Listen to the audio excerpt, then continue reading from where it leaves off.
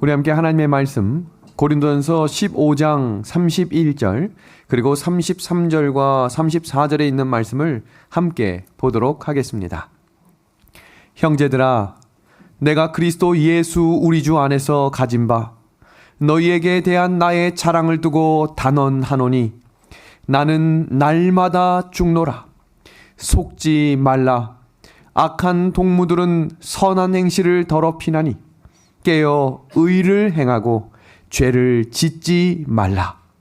하나님을 알지 못하는 자가 있기로 내가 너희를 부끄럽게 하기 위하여 말하노라. 아멘. 사도 바울이 마지막 시대를 살아가는 백성들에게 형제들아 말하노라 라고 말씀하며 두 가지를 강조하고 있습니다. 첫 번째는 나는 날마다 죽노라 라고 고백하고 있습니다. 그리고 두 번째는 속지 말아라. 죄를 짓지 말아라. 그리고 이 두 가지를 어떻게 살으라고 말하고 있냐면 주 안에서. 어디 안에서요? 주 안에서. 혼자 죽는 건 아무 의미가 없어요. 주 안에서 죽어야 다시 살 수 있습니다. 그리고 주 안에서 죄를 짓지 않을 수 있는 능력을 옷 입어야 예수님의 다시 오심을 준비할 수 있는 성도들이 되겠다라고 가르쳐주고 계십니다. 오늘 이 말씀을 우리가 근거로 다니엘에서 말씀하시는 예수님이 우리를 하시는 중요한 사역, 도대체 하늘 성소 그 지성소에서 어떤 일을 하시길래 우리에게 눈을 들어 예수를 바라보라 라고 반복해서 말씀하실까? 오늘 그 31번째 시간을 기도하고 시작하겠습니다. 하나님 우리 아버지, 오늘 우리가 이 시대에 여러 가지 이설들과 여러 문제점들이 계속해서 드러나는 하나님의 말씀을 향한 논쟁거리들을 함께 살피려고 합니다. 하나님, 말씀하시면 듣는 귀를 열어주시고 하나님이 살아계심으로 우리의 마음을 주장하시는 분임을 고백할 수 있도록 인도하여 주시옵소서.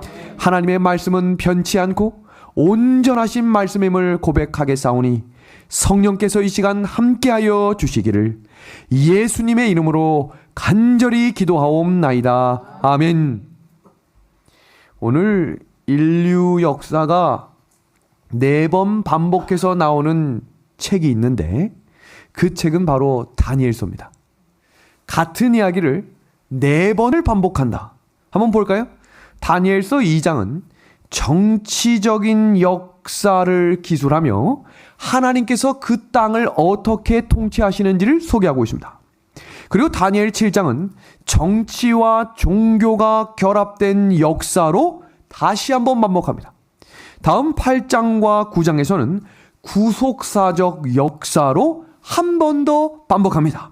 그리고 10장부터 12장까지는 선악의 대쟁투가 단순히 상징이 아니라 사실로 예언되어 있음을 몇 번에 걸쳐서요? 무려 4번에 걸쳐서 소개하고 있습니다. 그렇다면 왜 다니엘서에는 세상 역사를 4번이나 반복해서 기록하셨을까요? 우리가 이 세상의 역사의 흐름과 전개를 하는 것 필요합니까? 그럼 필요하다면 그 이유가 무엇일까요? 우리가 세상의 역사를 알아야만 하나님을 믿을 수 있는 것은 아닙니다. 그렇다면 왜 다니엘서에서는 이 똑같은 내용을 무려 4번이나 반복해서 기록해 두셨을까? 그 이유는 세상 역사라는 시간과 공간의 배경에서 보아야 하나님이 하시는 일을 분명하게 알 수 있기 때문입니다. 너무 중요한 말씀이죠? 그래서 예언 연구에서 중요한 것은 그 역사 속에서 하나님께서 언제, 어디서, 어떤 일을 하느냐가 중요합니다. 여기 붉은색 밑줄 진 부분 다시 한번 봅니다. 예언 연구에서 중요한 것은 그 역사 속에서 하나님이 언제, 어디서, 어떤 일을 하시느냐라고 하는 것이 매우 매우 중요한 것입니다. 어떻게 흘러가느냐, 세상 역사가 어떻게 흘러갈까, 이것도 중요하지만 그것보다 중요한 것은 하나님이 어떻게 일하실 것인가. 그렇게 성경을 보셔야 합니다. 자, 다니엘서 2장을 한 장으로 정리하는데, 자, 보겠습니다. 신상과 돌로 표상된 2장 예언의 초점은 금머리입니까? 은가슴입니까? 아니면 노빼입니까? 여기에 초점은 신상을 부서뜨리는 돌이 초점입니다. 왜냐하면 그것이 누가 하시는 일이니까 이렇게 보는 거예요. 성경의 예언은 하나하나 조목조목 누가 어떻게가 중요한 것이 아니라 하나님이 언제 어떻게 일하시는지를 초점을 두고 보셔야 하는 것입니다. 여기 한번 이 내용을 봅니다. 하나님이 세상 역사를 끝내고 영원한 나라를 세우시겠다. 이것이 다니엘 2장의 핵심이고 초점입니다. 그래서 다니엘 2장 44절은 이렇게 말씀하고 있습니다. 이 여러 왕들의 시대에 하늘의 하나님이, 여기 중요한 말씀이에요. 하늘의 하나님이 뭐 하신다고 되어 있어요? 한 나라를 세우시겠다. 이게 초점이기 때문에 이 사실을 믿음으로 재림의 신앙을 가지고 전진하라. 이것이 다니엘 2장의 핵심입니다. 그럼 다니엘 7장의 핵심은 뭘까? 도대체 이 동물들일까? 아니면 작은 뿔일까? 다 무엇을 향해 초점을 맞추고 있냐면 아무리 큰 동물, 아무리 힘센 동물, 아무리 강력한 나라도 다 무너질 것인데 무엇을 통해 무너지는가? 하나님의 심판을 통해 무너지겠다는 것입니다. 저희가 그 내용을 하나하나 살핀 것입니다. 이것은 단순히 다니엘 7장의 핵심일 뿐만 아니라 다니엘 전체의 핵심이며 성경 전체에 흐르는 가장 중요한 초점이라는 사실입니다. 그렇게 다니엘 8장과 9장에 이 다니엘 8장 9절에 나와 있는 이 성소가 정결하게 되겠다라고 하는 이 말씀도 하나님께서 무슨 일을 하실 것인지, 하나님이 하시는 일이 뭡니까? 심판입니다. 그 심판을 가르쳐 주기 위해 그렇게도 많이 들었던 히브리서 12장에 예수를 바라보라. 그 예수님이 어디냐는 거예요. 어디냐? 하늘 성소입니다. 그 예수님을 바라보려면 하늘에 계시니까 눈을 들어 어디를 봐야 되는 거예요? 하늘을 보라라고 우리가 찬미도 부르고 말씀을 암송하는 것입니다. 우리는 하나님의 심판에 성소 정결에 초점을 맞추고 살아야 한다라고 성경은 가르쳐주고 있습니다. 자, 그러면 하나님의 심판은 도대체 우리에게 무엇을 가르치려고 하는 것인가? 첫 번째, 이 심판은 심판의 장소가 중요합니다. 다 같이 한번 읽어주시겠습니까? 시작! 이 심판은 하늘에서 진행되는 심판이라는 것입니다. 왜 장소가 중요할까? 그 이유는 심판의 장소는 심판의 절차와 공정성에 직결되기 때문에 그 장소를 정확하게 공개하는 것이 중요합니다. 반드시 미리 정해진 곳, 심판 장소로 공지된 곳에서 심판이 이루어져야 그 심판이 신뢰성이 있고 모든 사람이 공평하다고 믿기 때문입니다. 그렇지 않으면 밀실재판이라고 하고 비밀재판이라는 의심을 사게 되기 때문에 판결의 공정성에 문제가 생기는 것입니다. 그렇다면 다니엘서에 예언된 심판의 장소는 어딜까? 제가 오늘 이 본문 내용을 이 성소 공부를 하기 전에 서두에 아주 자세하게 하는 이유는 이제 우리가 한 번만 더 하면 드디어 다니엘 9장으로 넘어갑니다. 드디어 넘어갑니다. 그 다니엘 9장에서 이 내용에 대한, 이 심판에 대한 내용을 이해하지 못하면 다니엘 9장 1절을 이해할 수가 없어요. 그래서 오늘은 이 내용을 아주 상세하고 자세하게 공부하려고 합니다. 자, 다니엘 7장 9절과 10절에 다니엘서에 예언된 심판의 장소를 이렇게 명시하고 있습니다. 공개되는 것이죠? 보겠습니다. 내가 보았는데 왕자가 놓이고 옛적부터 항상 계신 이가 좌정하셨는데 그 옷은 희기가 눈 같고 그 머리털은 깨끗한 양의 털 같고 그 보좌는 불꽃이요. 자, 지금부터 주목해 보실 것은 하늘 아버지가 보좌에 앉아 계신 곳으로 인자 같은 곳 예수님이 들어가시는 장면입니다. 그럼 도대체 여기가 어디냐는 것입니다. 그 내용을 생각하면서 이어지는 말씀을 보겠습니다. 그 바퀴는 붙는 불이며 불이 강처럼 흘러 그 앞에서 나오며 그에게 수종드는 자는 천천히요 그 앞에 시위하는 자는 만만이며 심판을 베푸는데 책들이 편호였더라. 잠시 후에 이 책들도 살피겠습니다. 내가 또 밤 환상 중에 보니 인자 같은 이가 하늘 구름을 타고 와서 옛적부터 항상 계신 이에게 나아가 그 앞으로 인도되매. 자, 여기 노란색 박스 되어 있는 글자만 다시 봅니다. 불꽃 보좌가 있다. 여기 어딜까? 다음입니다. 보좌에서 불이 강처럼 흘러나온다. 이곳이 어딜까? 수종하는 자가 천천히고 시위하는 자가 만만이다. 예수님이 구름을 타고 아버지 하나님께로 가시는 이곳은 도대체 어딜까? 여러분, 성경을 살펴보시면 정확하게 기록이 되어 있어요. 옛적부터 항상 계신 이에게 나아가 그 앞으로 인도된 자리는 바로 심판의 장소인 하늘 성소의 둘째 칸이다 라고 다니엘과 계시록과 성경 이사야서에 명확하게 정리되어 있습니다. 이 심판의 장면과 8장의 예언을 비교하면 이 심판의 장소가 하늘 성소의 둘째 칸이라는 사실을 명확히 확인할 수 있습니다. 7장의 하늘 심판과 2300주야 후에 성소가 정결하게 되겠다라는 이 사건은 똑같이 작은 불의 극성기 이후에 시작되어 재림전에 끝난다라는 것을 우리가 7번에 걸쳐서 배웠습니다. 그러므로 이 심판은 하늘 지성소에서 천천만만 천사와 우주 거민이 목격하는 가운데 진행되는 심판임을 기억하셔야 합니다. 하나님의 섭리로 지구에 있는 우리에게만 가려져 있는 우주적 심판, 이 공개된 심판을 이름하여 재림전 심판이라고 하는 것입니다. 많은 오류로 드러나고 있는 것들은 이 재림전 심판은 예수님이 재림 이후에 이루어지는 심판이라고 하지만 그건 천년기에 이루어지는 또 다른 심판입니다. 지금 이 다니엘 7장에서 이야기하고 있는 이 심판에 대한 이해를 돕기 위해서 제가 한 이야기를 가져왔습니다. 여러분, 윤석열 씨라는 분을 들어보신 적이 있을 겁니다. 2020년에 아주 대한민국을 떠들썩했던 사건. 이 심판을 잠깐 소개하겠습니다. 2020년 11월 19일 수원지법에서 32년 전에 발생한 살인사건에 대한 결심 공판에서 검사가 전혀 예상치 못한 이례적인 구형을 요청합니다. 피고 윤석열에게 무죄를 판결해 주십시오. 이게 무슨 말입니까? 살인죄로 30년간 복역한 사람의 재심판이 이루어졌는데 무죄라는 것이 무죄. 이게 무슨 일인가? 그 사건을 잠깐 소개하겠습니다. 1988년 9월 16일 화성군 태안읍에 있는 어느 집에서 13살이었던 중학생 여자아이를 성폭행한 후에 살해한 사건이 일어났습니다.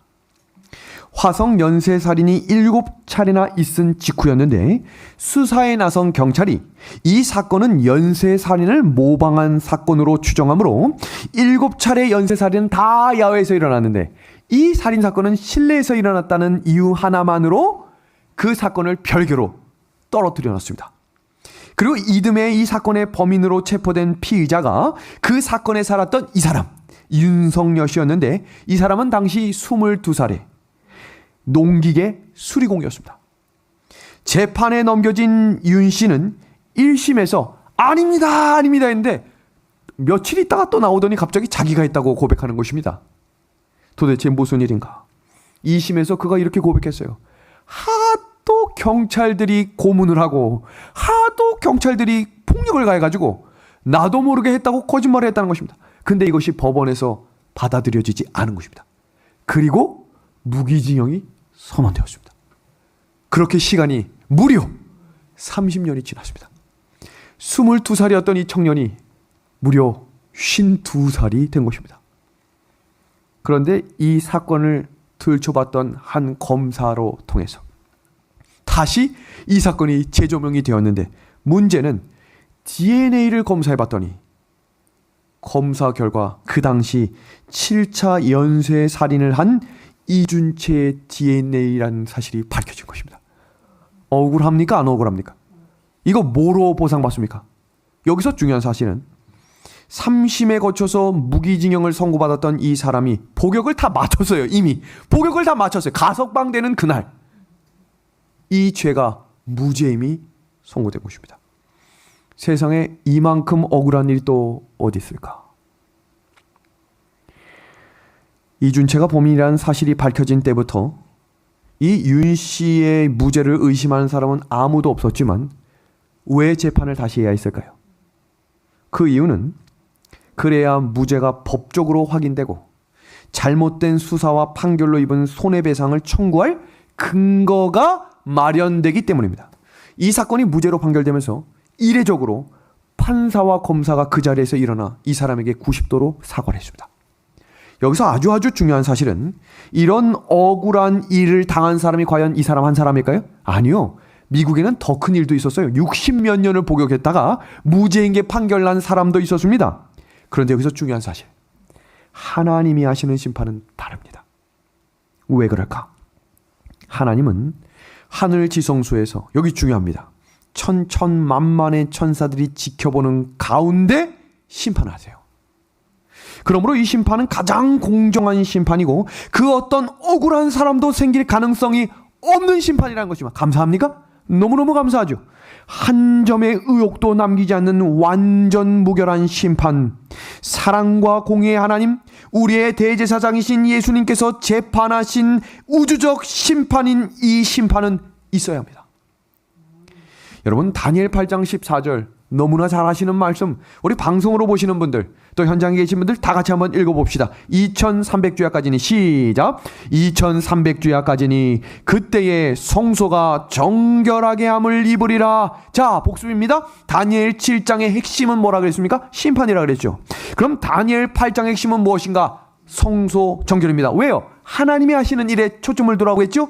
그럼 여기서 이 두 가지를 이해하기 위한 전제 조건은 두 가지입니다. 첫 번째, 성소가 정결되기 위해서는 첫 번째로 하늘의 성소가 있어야 정결하게 된다는 것입니다. 맞죠? 두 번째, 성소가 정결하게 되려면 하늘 성소가 더러워야 합니다. 맞습니까? 이 두 가지를 충족해야 하나님께서 하시는, 예수님이 하시는 이 사역이 의미가 있는 것입니다. 그렇다면 하늘 성소가 더러워진다라고 하는 이 의미가 무엇일까? 히브리서 9장에 그 의미를 이렇게 소개하고 있습니다. 볼까요? 모세가 율법대로 모든 계명을 온 백성에게 말한 후에 송아지와 염소의 피와 및 물과 붉은 양털과 우슬초를 취하여 그 책과 온 백성에게 뿌려 이르되, 이는 하나님이 너희에게 명하신 언약을 피라 하고 율법을 쫓아 그의 모든 물건이 피로써 정결케 되나니 피 흘림이 없은즉 사함이 없느니라. 그러므로 하늘에 있는 것들의 모형은 이런 것들로서 정결케 할 필요가 있었으나 하늘에 있는 그것들은 이런 것들보다 더 좋은 제물로 할지니라. 자, 여기 중요한 것은 하늘에 성소가 있다고 성경은 말하고 있고, 하늘의 성소가 더럽혀진 사실을 이야기하며 세상에, 이 땅의 동물들의 피로 할 수 있는 것이 아니라 여기 더 좋은 뭐가 있다고 합니까? 제물이 있다라고 이야기합니다. 성경 주석에 나온 내용을 그대로 소개합니다. 성소가 더러워진 상태로 영원히 있어서는 안 됩니다. 회개한 죄인들의 모든 죄와 죄의 창시자인 사탄에게로 옮기고 온 우주에서 죄의 흔적을 제거해야 합니다.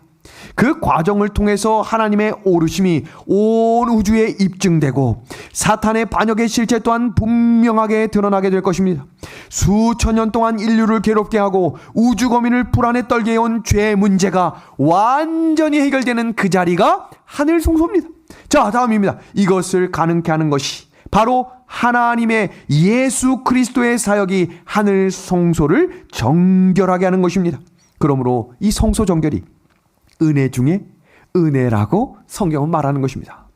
성소가 정결하게 될 것을 믿고 기다리고 전파하는 신앙을 영감의 글은 재림신앙으로 이름을 붙인 것입니다. 히브리서 12장 2절, 드디어 우리가 너무너무 잘 아는 이 말씀, 믿음의 주요 또 온전케 하시는 이인 예수를 바라보자. 그 예수님이 하시는 그 일이 바로 중보사역, 지성소에서 하시는 그 사역입니다. 예수님이 지금 어디에 계신다는 거예요? 하늘 성소입니다. 예수님이 무엇을 하신다고 되어 있어요? 우리의 죄로 더럽혀진 성소를 정결하게 하는 역할을 하고 계십니다. 그 예수님을 바라보고 그 예수님을 전하고 그 예수님을 기다리는 것이 재림신앙이라는 사실을 기억하셔야 합니다. 오늘날 이것들을 잘 이해하지 못하고 그냥 기다립니다 하면 흔들림이 올 때 다 무너지게 하고 있습니다. 어떻게 하늘 성소가 존재하는가? 여기 이 구절 노란색 박스를 보겠습니다. 오직 참 하늘에 들어가사 이제 우리를 위하여 하나님 앞에 나타나시고. 어떻게 하늘 성소로 죄가 이동되는가? 우리의 죄가 어떻게 하늘 성소로 이동될까? 이사야 65장은 그 내용을 이렇게 소개합니다. 보라, 이것이 내 앞에 뭐라고 되어 있습니까? 기록되었으니 내가 잠잠치 아니하고 반드시 보응하되 그들의 품에 보응할지라. 너희의 죄악과 너희 열조의 죄악을 함께 하리니. 여러분, 성경 누가복음 10장 20절을 보면 예수님이 제자들이 귀신들이 쫓아내고 흥분하자 예수님께서 제자들에게 당부하시는 말씀이 이렇게 말씀하셨어요. 너희 이름이 생명책에 기록된 것을 기억해라 라고 말씀하셨습니다. 그러니까 우리가 이 땅에서 하는 일들과 하늘 생명책에 기록되는 이름이 있다라는 것을 예수님이 가르쳐 주셨습니다. 두 번째, 기념책인데요. 말라기 3장 16절을 보면 우리가 예수님을 위해 헌신하고 진실하게 드렸던 작은 내용들을 하나도 빠짐없이 기록하는 책을 기념책이라고 기록하고 있습니다. 세 번째입니다. 이사야 65장 이 6절과 7절은 우리의 죄를 기록하는 죄책이라고 이야기합니다. 그런데 여기서 매우 중요한 사실은 우리는 생명책에, 우리는 기념책에, 우리는 죄의 책에도 기록될 수 있습니다. 그런데 출애굽기 32장을 살펴보면 이 기록의 모든 내용이 편집이 가능하다는 거죠. 편집이 뭡니까? 기록된 것을 기록하고요. 또 뺄 것을 뭐 할 수도 있다는 거예요. 뺄 수도 있다라는 것입니다. 출애굽 당시에 예수님이 이스라엘 백성들이 그 금송아지 앞에 막 우상 숭배하는 모습을 보고 내가 저들을 다 멸하겠다라고 했을 때 모세가 했던 말 기억하십니까? 하나님, 저의 이름을 그 책에서 뭐 해주시고 제해 주시고. 이게 이 책이에요. 이해하시겠습니까? 그냥 아무 말이나 막 한 것이 아니라 모세는 이 세 가지의 책이 있음을 알고 있었다는 것입니다. 그럼 사탄 마귀도 이 책에 대해 알고 있겠어요? 모르겠어요? 하늘 우주 거민들 뿐만 아니라 천천만만의 천사들이 다 알고 있습니다. 성경 베드로 전후서에 사자가 우는 사자처럼 삼킬 자를 찾겠다라고 하는 것은 구원받은 자들까지도 넘어뜨리려고 한다 그랬지요. 자, 그 내용이 무엇인가? 사탄은 고소합니다. 그러면 예수님이 변호하시고 하나님이 심판하신다. 그 내용을 스가랴 3장 1절은 이렇게 이야기합니다. 대제사장 여호수아는 여호와의 사자 앞에 섰고 사탄은 그의 우편에 서서 그를 대적하는 것을 여호와께서 내게 보이시느니라. 여기 스가랴 3장 1절을 쉬운 성경으로 보면 이렇게 되어 있습니다. 여호수아는 여호와의 천사 앞에 서 있었고 사탄이 여호수아의 오른쪽에 서서 그를 고소하고 있었다. 여러분, 성경에 나오는 모든 심판에 대한 이야기는 다 같은 단어가 아니에요. 시험이라고 하는 단어도 두 가지 용법이 있다고 그랬죠. 첫 번째는 이 사람을 이 시험을 통해 다시 세우기 위한 시험이 있고, 하나는 이 시험을 통해 이 사람을 넘어뜨리고자 하는 사탄의 미혹도 시험이라고 이야기했죠. 마찬가지로 구약의 두 가지 심판의 개념을 이해하셔야 다니엘서에 기록되어 있는 이 심판, 성소정결, 다니엘 7장의 심판을 이해하실 수 있어요. 첫 번째는 성도들을 의롭다고 선언하는 구원의 심판이 있어요. 구원받은 것을 확증하는 심판이 있고, 두 번째는 악인들을 악하다라고 선포하는 멸망의 심판입니다. 그럼 구약에 나타난 심판의 개념을 하나씩 살펴봅니다. 사사기라고 하는 이 단어는 영어로 judge입니다. judge라고 하는 이 단어의 뜻 자체가 재판이란 뜻이죠. 사사의 역할은 정죄하고 벌 주는 것이 아니라 원수들의 압제에서 백성들을 건져낸다라는 뜻으로 붙여진 이름이 사사기입니다. 그러니까 이 단어는, 이 심판은 무슨 심판입니까? 넌 악하다라는 심판이 아니라 내가 너를 구원하겠다라고 하는 심판입니다. 두 번째, 다윗이 이렇게 기도합니다. 여호와 나의 하나님이여, 주의 공의대로 나를 판단하사 저희로 나를 인하여 기뻐하지 못하게 하소서. 계속해서 주위에 많은 이들이 공격합니다. 너까짓게 어떻게 왕을 계속하냐? 너 그 죄를 기억하고 있어야지. 그때 다윗이 기도합니다. 하나님, 하나님께서 나를 용서해 주셨음을 저들이 알 수 있도록 심판해 주십시오. 이건 무슨 심판이에요? 나를 의롭다고 하나님 선포해 주십시오, 이 말입니다. 세 번째입니다. 시편 76편 8절과 9절에 주께서 하늘에서 판결을 선포하심에 땅이 두려워 잠잠하였더니 곧 하나님이 땅의 모든 온유한 자를 뭐하려고 구원하시려고 판단하신다. 심판과 구원의 관계입니다. 마지막 홍수 심판입니다. 많은 이들은 홍수를 이 땅을 완전히 멸하기 위한 심판인 것 같지만 다른 한편으로 보면 이것은 노아와 그의 가족들을 뭐하기 위한 심판이었습니까? 구원하기 위한 심판이었음을 우리는 기억해야 합니다. 그러니까 심판한다고 해서 야 이거 무섭구나 이거 어떻게 하나 이것이 아니고요. 심판의 종류는 두 가지임을 그리고 하나님께서 의인들을 구원하시기 위한 것을 심판이라고 이야기하고 있어요. 자 그럼 다시 윤석열 씨로 돌아가 봅시다. 이분에게 두 번째 심판 필요합니까? 너무너무 필요하죠. 그럼 첫 번째 심판은 뭐 하기 위한 심판이었죠? 어떻게 이 죄를 대가를 치르게 할까라는 심판이었다면 두 번째 심판은 무슨 심판이었습니까?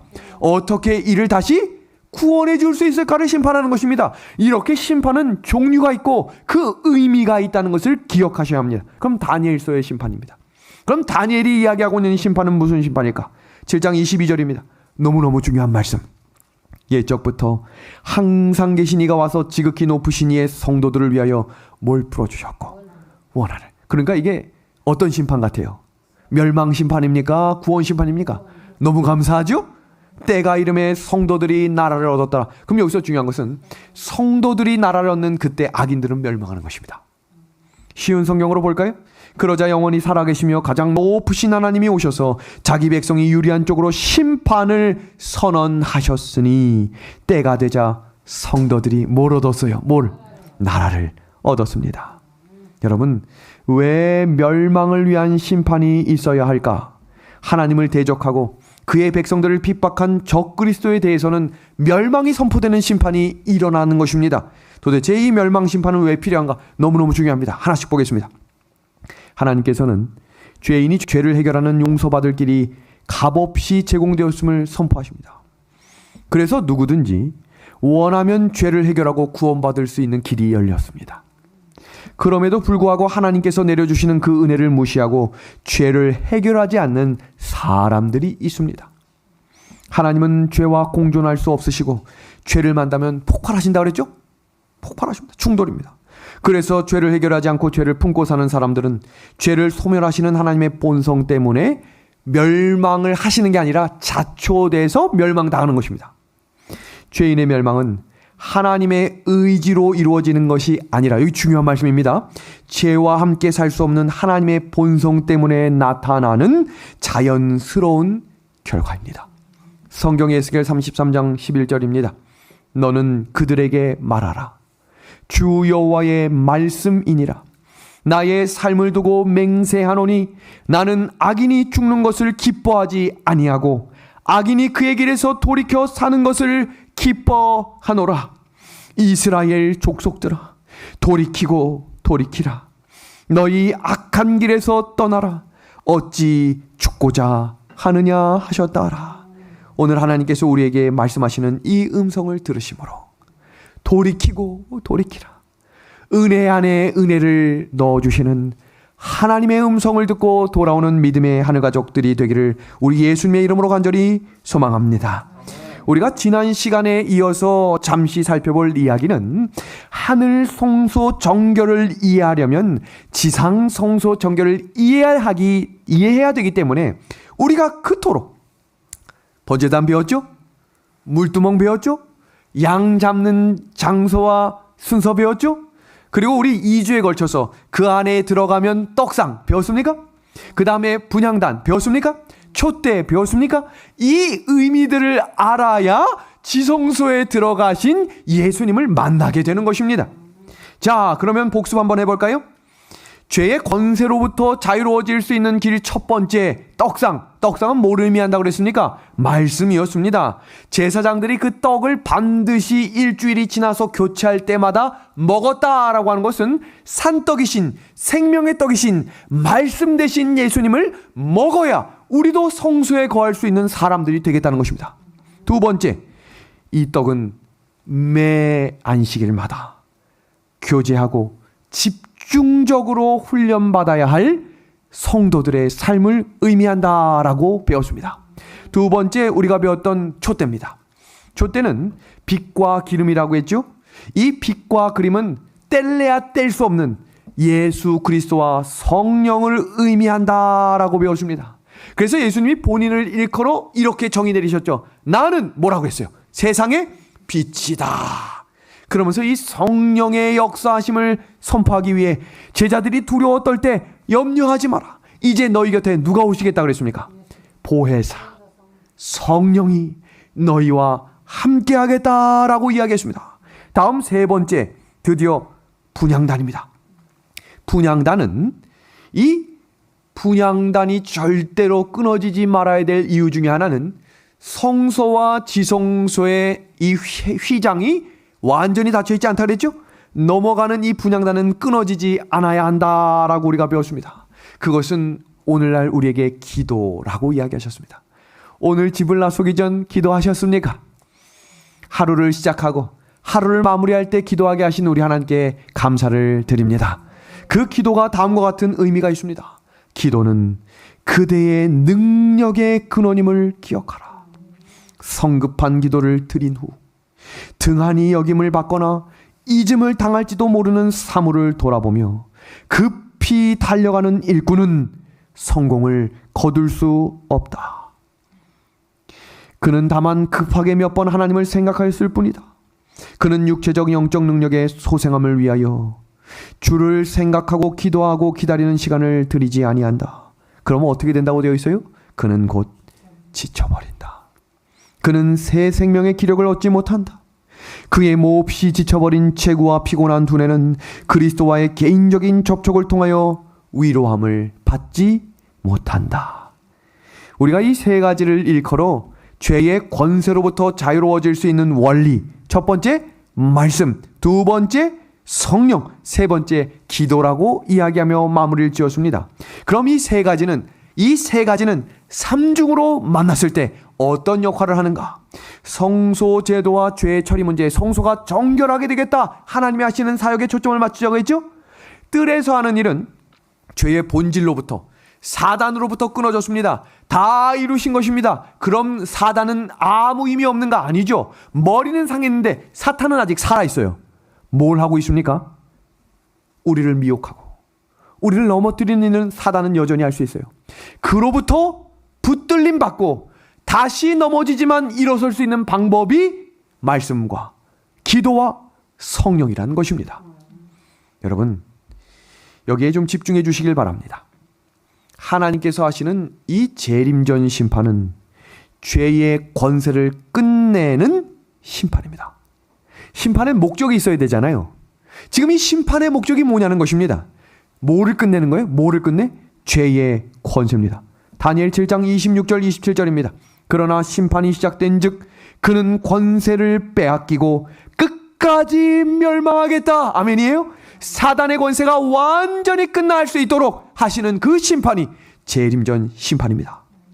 사탄과 그의 세력이 뺏기는, 완전히 머리가 상했지만 여전히 사단이 가지고 있는 권세가 있어요. 그것은 인류의 구속 사업을 방해하는 권세, 하나님의 백성이 죄짓도록 유혹하는 권세, 한마디로 죄의 권세는 여전히 가지고 있습니다.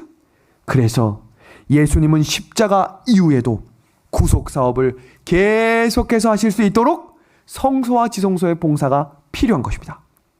십자가 이후에 이루신 승리를 나누어 주셔야 하기 때문입니다.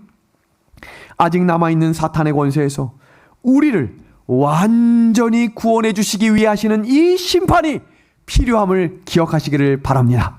이것이 예수님이 대제사장이 되셔서 하늘 성소에서 중보하시는 이유이고 지금 지성소에서 속죄 사업의 마지막 봉사인 재림전 심판을 하시는 까닭입니다. 이 심판으로 사단에게 남아있는 죄의 권세를 완전히 빼앗고 준비된 하나님의 백성에게 영원한 나라를 유업으로 주는 결정을 하기 위해서입니다. 그런데 이 사실을 많은 사람들이 오류라고 이야기하며 잘못됐다고 말하며 믿기만 하면 구원받는다고 이야기하는 것이 지금 기독교 천만인들에게 가르치는 교리입니다. 이 사실을 먼저 한 우리들에게 얼마나 소중하고 얼마나 위대한 심판인지, 그리고 이 심판이 존재한다는 자체가 얼마나 다행인지를 기억하면 좋겠습니다. 마지막 때에는 이 재림전 심판을 공격함으로 하나님의 선택된 백성들이 많이 떨어져 나가겠다라고 이야기합니다. 그때 히브리서 7장 25절의 말씀을 함께 기억하시기를 바랍니다. 그러므로 자기를 힘입어 하나님께 나아가는 자들을 온전히 구원하실 수 있으니 이는 그가 항상 살아계셔서 그들을 위하여 간구하심이라. 아멘. 여기에 세 가지의 예수님의 사역이 기록되어 있어요. 첫 번째는 죄인이 하나님께 나아갈 수 있는 길을 열어주신 분이 예수님의 사역입니다. 두 번째는 예수님이 그들을 구원하시기 위한 사역이 두 번째 사역입니다. 세 번째는 예수님이 항상 우리를 위해 간구하시겠다라고 하는 이 말씀을 오늘 우리에게 약속해 주심에 감사를 드립니다. 우리의 대제사장이신 예수님께서 하늘 지성소에서 행하시는 심판은 마지막 때를 살아가는 하나님의 백성들에게 주어진 위대한 소망입니다.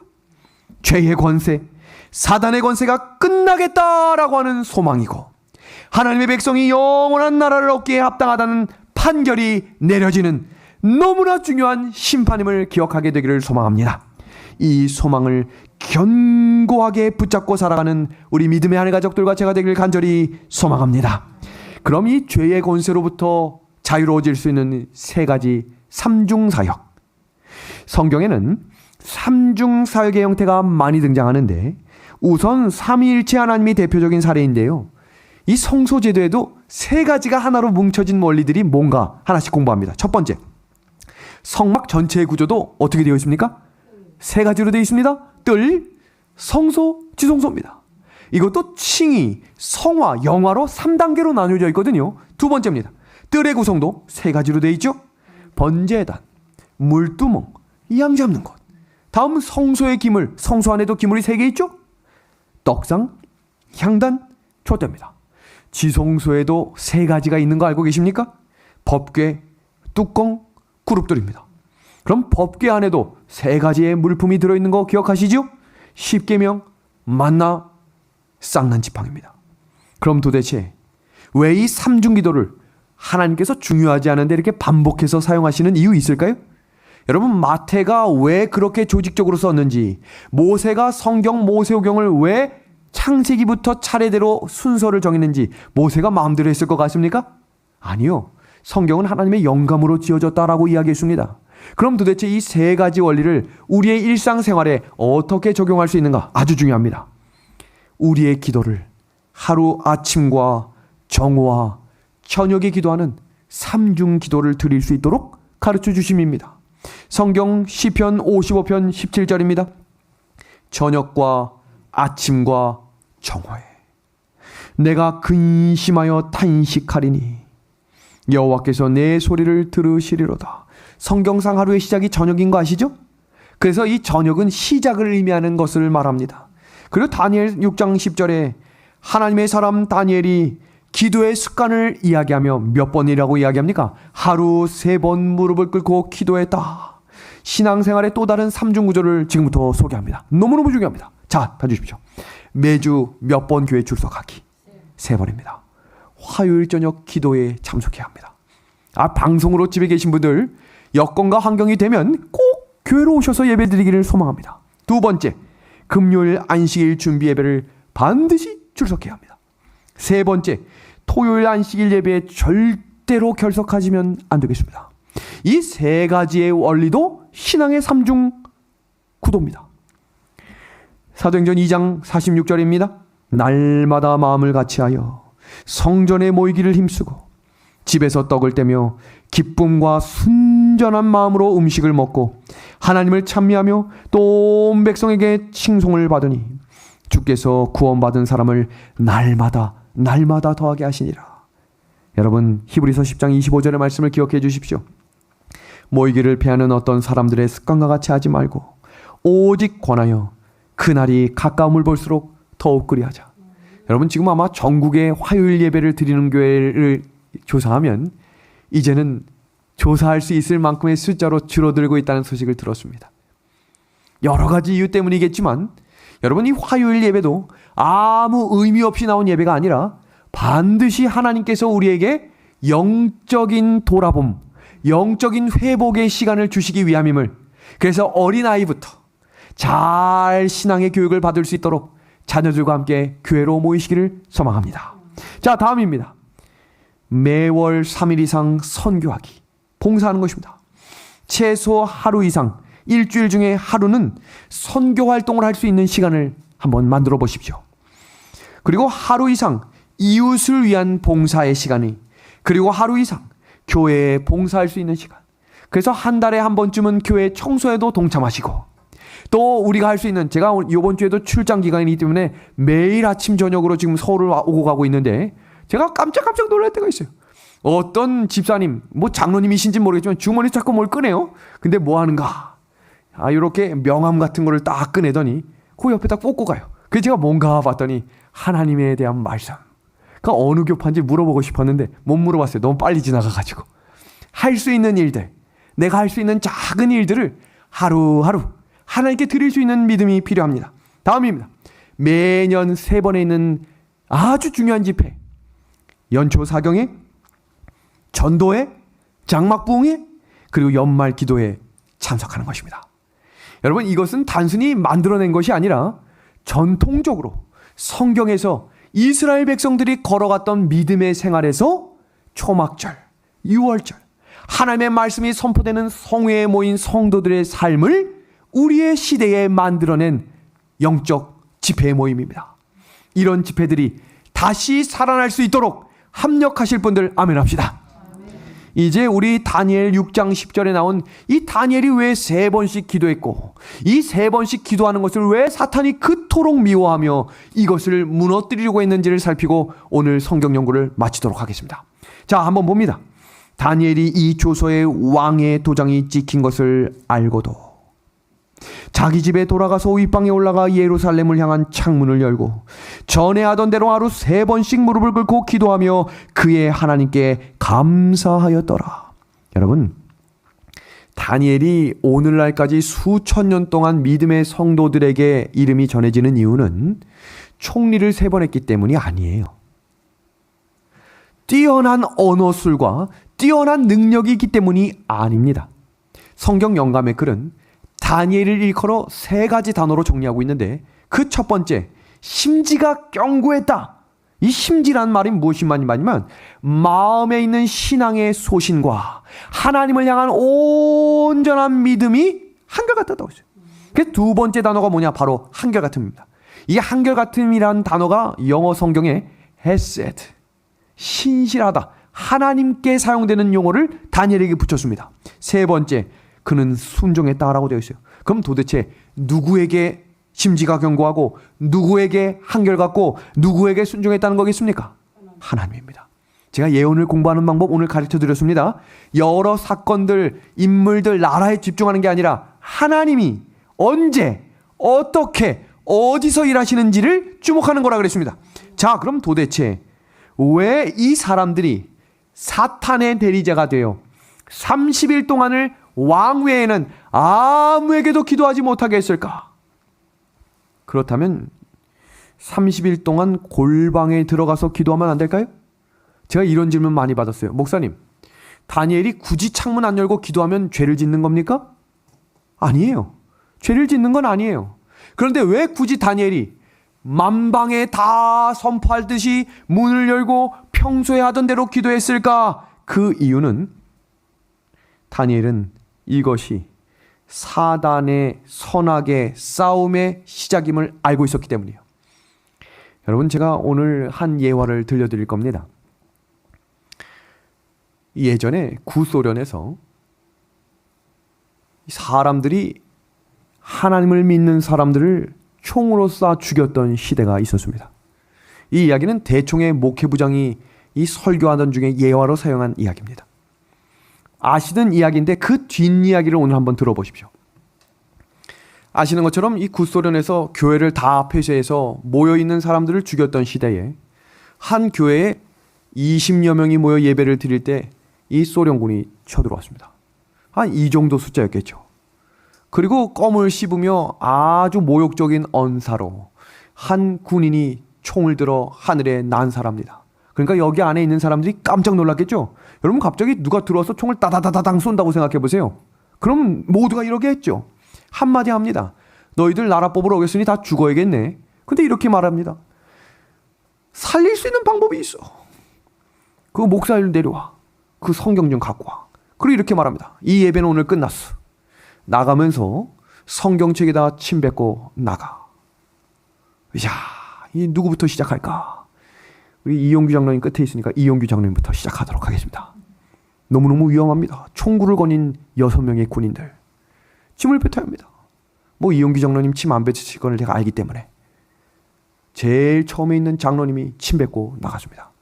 그러니까 뒤에 있는 사람들이 조금 마음이 위안이 됐겠죠. 왜냐면 내가 처음 나가면 힘드니까. 한 명 한 명씩 10명이 나갈 때까지 아무도 문제없이 나갔습니다. 여러분들이 대부분 알고 있는 이야기는 한 소녀가 그 침을 닦은 다음에 기적이 일어났다. 아니에요. 이 이야기는 그렇게 끝나지 않아요. 한 소녀가 6학년 어린이 나가면서 엄마에게 배운 신앙대로 침을 닦습니다. 그 자리에서 죽었습니다. 총을 맞고 죽었어요. 그리고 그 다음 사람 다시 침을 뱉고 나갔습니다. 이게 실제 이야기예요. 그럼 어떻게 됐을까? 시간이 지나 사람들은 다 살았고 그 애기 한 명만 죽었습니다. 그런데 여기서 이어지는 이야기는 이 실제 이야기입니다. 그때 총을 쏜 사람이 어떻게 됐느냐는 것입니다. 그 총을 쏜 사람이 나중에 나라의 법을 어겨서 감옥에 들어가게 됐고 그 사람이 실제로 죽인 사람의 수를 세보니 80명인 거예요. 80명. 그렇게 어린 소녀처럼 죽인 사람이 80명입니다. 그래서 심판을 받았을 때 사형을 언도받습니다. 매일매일 저녁마다 다음날 내 이름이 불려질까 공포에 떨어져 있어요. 이 사람이 아주 말라리아라는 병에 걸려서 완전히 죽을 것 같았던 졸도의 시간까지 갔을 때 이 사람이 사경을 헤맸답니다. 근데 꿈속에서 갑자기 천사의 소리가 들리더랍니다. 천사의 소리가. 천사의 소리를 막 듣다가 눈을 떴는데 실제로 삥 둘러서서 자신을 향해 노래를 부르고 있다는 것입니다. 그 당신들 뭐요? 그랬더니 당신이 죽는다고 이 이야기가 들려서 우리가 찬미를 불러주러 왔다는 것입니다. 근데 그 사람들이 누군가 했더니 재림교인들이었어요. 재림교인들. 근데 이 사람이 이렇게 물었답니다. 나 같은 사람도 하나님이 구원해 주실 수 있습니까? 근데 이렇게 얘기하더래요. 내가 혹 하늘나라에 갈 수 있다면 그때 총 쐈던 그 어린 소녀에게 무릎을 꿇고 빌고 싶습니다. 라고 이야기했다는 거예요. 아무 기적도 일어나지 않았습니다. 이 사람의 사형 집행 날이 되었습니다. 이 사람의 사형은 정기의자 사형이었습니다. 사람이 정기의자에 앉으면 사람 타는 냄새가 나면서 뼈 마디마디가 끊어진답니다. 근데 이 사람이 성경을 들고 노래하면서 간 거예요. 그러니까 그 기간 동안 하나님께 온전히 나아가는 믿음의 길을 배운 것입니다. 그러니까 죽으러 가면서도 찬양을 하면서 가는 것입니다. 조용히 해, 조용히 해. 드디어 정기의자에 앉았습니다. 이 사람이 정기의자에서 죽어야 합니다. 정기를 올렸습니다. 근데 이게 웬일인가? 정기가 흐르는데 사람이 죽지 않는 것입니다. 계속 찬미를 부르는 것입니다. 안 되겠다. 더 올려라. 더 올렸습니다. 그러니까 찬미 소리가 더 커지는 것입니다. 이렇게 3번째 정기가 흘렀습니다. 죽었겠어요? 안 죽었겠어요? 그럼 이 이야기가 안 나오지. 안 죽었어요. 법무부 장관에게 연락이 갔답니다. 이 사람을 아무리 죽이려고 해도 죽질 않는데 어떻게 하면 좋겠습니까? 근데 이 이야기 중간에 이 사람이 예수님을 만난 이후부터 얼마나 모범적이고 얼마나 성실하게 살았는지 주변에 있는 많은 사람들로부터 탄원서가 올라가기 시작합니다. 이런 사람을 그냥 죽게는 아까우니 무기징역으로 바꿔주시지요. 이 사건 이후에 탄원서가 도착하여 무기징역으로 바뀌게 됩니다. 근데 이 사람이 그 이후로부터 전도한 사람이 무려 3,000명이 되었답니다. 하나님께서 하나님의 때에 하나님을 사용하신 것입니다. 여러분, 오른편 강도의 이야기가 이와 같습니다. 죽어야 하는 사람입니다. 그런데 그때 이렇게 말합니다. 나를 좀 기억해 주십시오. 나를 기억해 주십시오. 그때 예수님께서 내가 나와 함께 낙원에 있겠다고 말씀하십니다. 그 사역을 예수님이 지성소에서 하고 계십니다. 그 사실을 다니엘이 알고 있었어요. 그래서 그 기도를 멈출 수 없었던 것입니다. 자, 이 글을 좀 봐주시겠습니까? 이 조서에 어인이 찍힌 것을 알고도 사단이 지금 막 고소하고 난리법석을 칩니다. 다니엘의 세 친구들의 고백입니다. 그리 아니하실지라도. 여러분, 다니엘이 전에 하던 대로 기도했다는 사실을 기억해 주십시오. 지금 기도하지 않으면 위기와 환난의 때에 기도할 수 없게 될 것입니다. 그리고 다니엘이 했던 기도의 내용 기억하십니까? 여러분이 영감의 글을 주목해 주시길 바랍니다. 매일 주님을 찾는 가운데 회개하고 하나님 안에서 영적 선택을 자유롭고 즐거운 마음으로 하면 모든 불평은 사라지고 모든 어려움은 제거되며 현재 직면하고 있는 모든 복잡한 문제가 해결될 것이다. 아멘. 여러분, 다니엘이 기도할 때 무엇을 꿇고 기도했다라고 말합니까? 무릎을 꿇고입니다. 그럼 도대체 무릎을 꿇고 기도한다는 말은 무슨 뜻일까? 여러분, 무릎을 꿇는다. 여러분, 사람이 언제 무릎을 꿇습니까? 포기하고 항복할 때 꿇는 것입니다. 우리는 누구와 싸워야 할지 알아야 합니다. 그리고 지성소에 계신 예수님께 무릎을 꿇으십시오. 그 무릎을 꿇는다는 말을 성경 주석은 이렇게 소개합니다. 내 구주 예수여, 뜻대로 앞서서. 이건 내 뜻이 아닙니다. 하나님의 뜻. 하나님이 일하실 때 하나님이 정하신 그 일을 내가 믿음으로 받아들일 수 있도록 온전하신 예수님께 우리 함께 무릎을 꿇읍시다. 이 길이 지성소에 계신 예수님을 바라보는 믿음의 성도들의 자세입니다. 죄의 권세로부터 자유함을 얻을 하늘 백성들이시여, 말씀, 기도, 성령, 이 세 가지가 우리의 삶의 일상이 되기를 예수님의 이름으로 소망하며 오늘 말씀을 마치겠습니다.